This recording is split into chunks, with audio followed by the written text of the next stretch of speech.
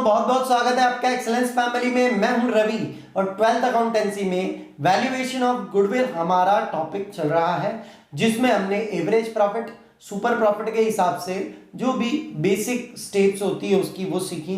अगर आपको इनके किसी पर्टिकुलर क्वेश्चन में भी प्रॉब्लम है तो आप वो मुझे पहुंचा सकते हैं कमेंट बॉक्स के थ्रू, कोई क्वेश्चन नंबर देकर या क्वेश्चन देकर, तो उसका मैं सॉल्यूशन अब तक पहुंचा दूंगा। इसके बाद हम कैपिटलाइजेशन मेथड से वैल्यूएशन ऑफ गुडविल ये सीखेंगे कि ये क्या होता है। दोस्तों, कैपिटलाइजेशन का मतलब क्या है, सबसे पहले ये सीखा जाए कि कैपिटलाइजेशन मतलब क्या होता है। अगर मैं सिंपल वर्ड्स में कहूं तो कैपिटलाइजेशन मींस होता है किसी चीज का कैपिटल निकालना।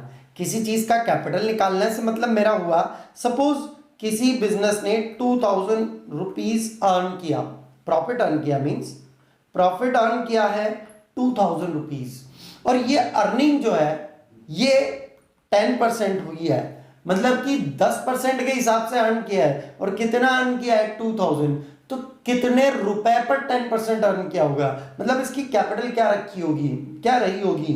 तो हम कह सकते हैं कि 2000 is equivalent to 10%, then what will be the value of 100%।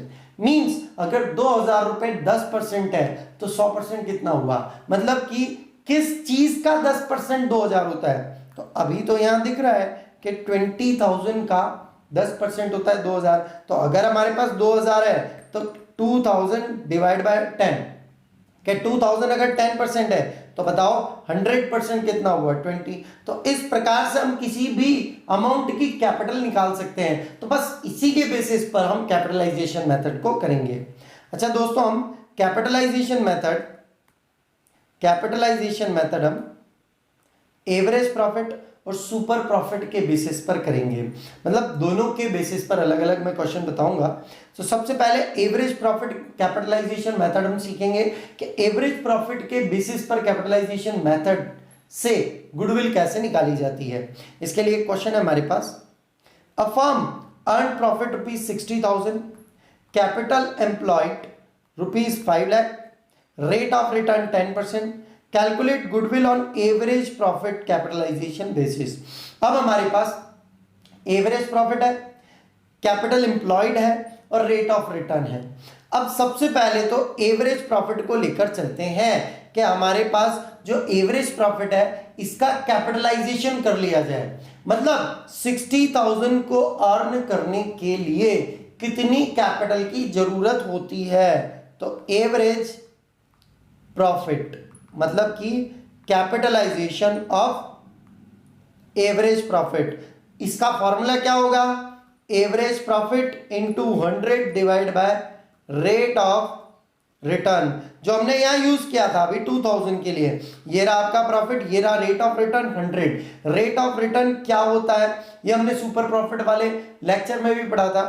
तो average profit into 100 rate of return करने से हमें मिल जाएगा कैपिटलाइजेशन ऑफ एवरेज प्रॉफिट। तो एवरेज प्रॉफिट है हमारे पास, एवरेज प्रॉफिट है हमारे पास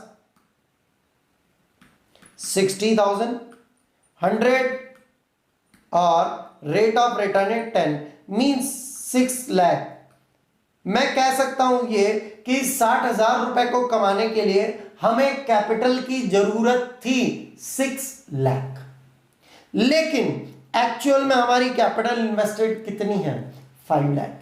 मींस रेट ऑफ रिटर्न के बेसिस पर देखा जाए तो सारा मार्केट 10% अर्न करता है, मतलब कि सारा मार्केट 6 लाख रुपए लगाता है तब जाके 60,000 अर्न कर पाता है। सारे मार्केट से मेरा मतलब है इक्विवेलेंट जो इनके बिजनेस है वो, कि equivalent business 6 lakh rupees invest करके 60,000 अर्न करते हैं, और आपने कितना इन्वेस्ट किया? 5 लाख, और अर्न कितना किया? 60,000। तो किस वजह से? ये आपकी गुडविल है।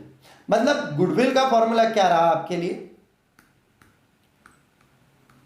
Goodwill equals to capitalisation of average profit minus capital employed, के capitalisation of average profit. Average profit है हमारा, एवरेज प्रॉफिट के हिसाब से कैपिटलाइजेशन हमारा 6 लाख, के 6 लाख आपको लगाने थे यदि 60,000 अर्न करने थे, लेकिन एक्चुअल में आपने कितना लगाया है, कितनी कैपिटल इन्वेस्ट की है, 5 लाख।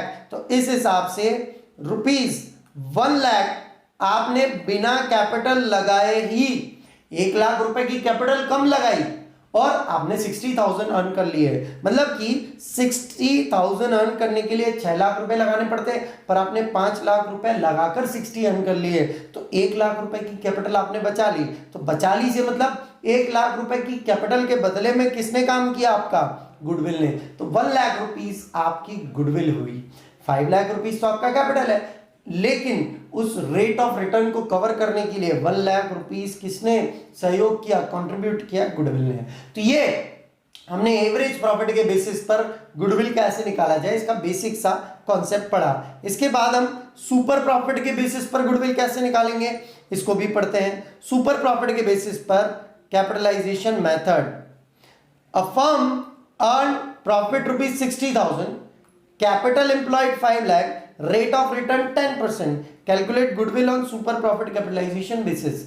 वही चीज है, खाली सुपर प्रॉफिट के बेसिस पर कैसे निकाला जाएगा वो हम कैलकुलेट करते हैं। सबसे पहले हमें चाहिए सुपर प्रॉफिट,